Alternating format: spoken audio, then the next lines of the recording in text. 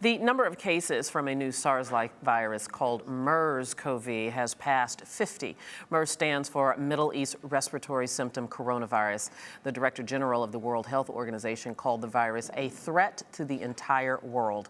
Arise News medical contributor Dr. Aletha Maybank is here to talk about that and a couple of other things. Dr. Maybank, always good to see you. Good to see you. Okay, so this MERS it's not SARS, but it's sort of like SARS. Tell us what it is. Right. So MERS, the story is it's identified in April 2012 in Saudi Arabia, and those who are getting MERS tend to have fever, cough, shortness of breath, and then they can get pneumonia and have kidney failure, and they tend to be very fatal. So half of the cases have actually passed away, which is a pretty high fatality rate.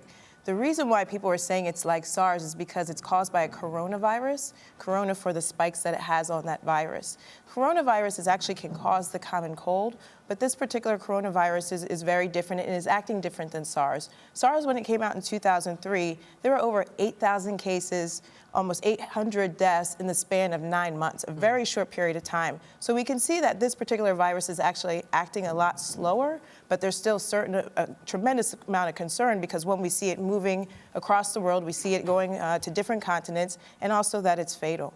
And is it showing any greater infectiousness, if you will, than SARS or some of the even other viruses that have posed a world threat? Sure. I mean, and as I said, for the SARS that I mentioned before, not so much because you can see that based on the rate and how many people died in a certain amount of time, it's a little bit less infectious than the previous SARS, but still highly infectious. And we do know it's human-to-human transmission. That's also what's very much the same. We have another concern and threat in China with the avian influenza A, H7N9, all these letters, that is very different in that it's bird-to-human transmission. So really it's contained right now on the continent or the country of China.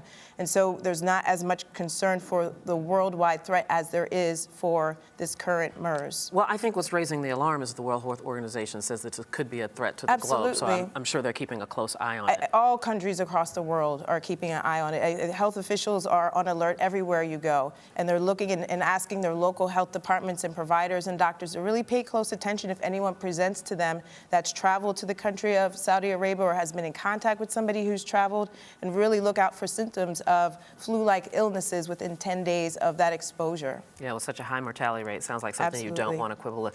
In the last few seconds that we have, let's talk a little bit about anticoagulants, what's the big $5 word for blood thinners. Blood thinners, absolutely. And so the American Academy of Neurology just came out with new guidelines.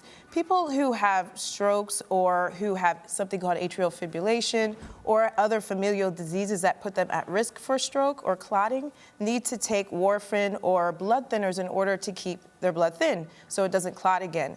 What that creates is a risk for actually bleeding during surgery. And so what this guideline is doing before, really across the line, we said, oh, you need to continue on those blood thinners even when you had surgery and procedures, even with that increased risk.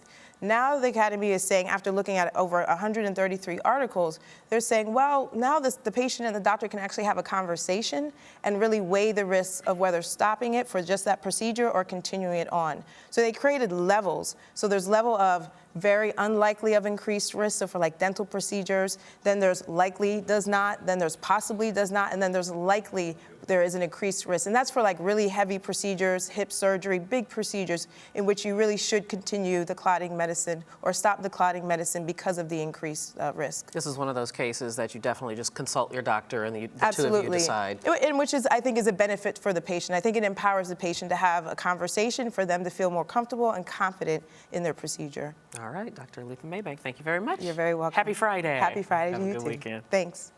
And you are watching Arise America.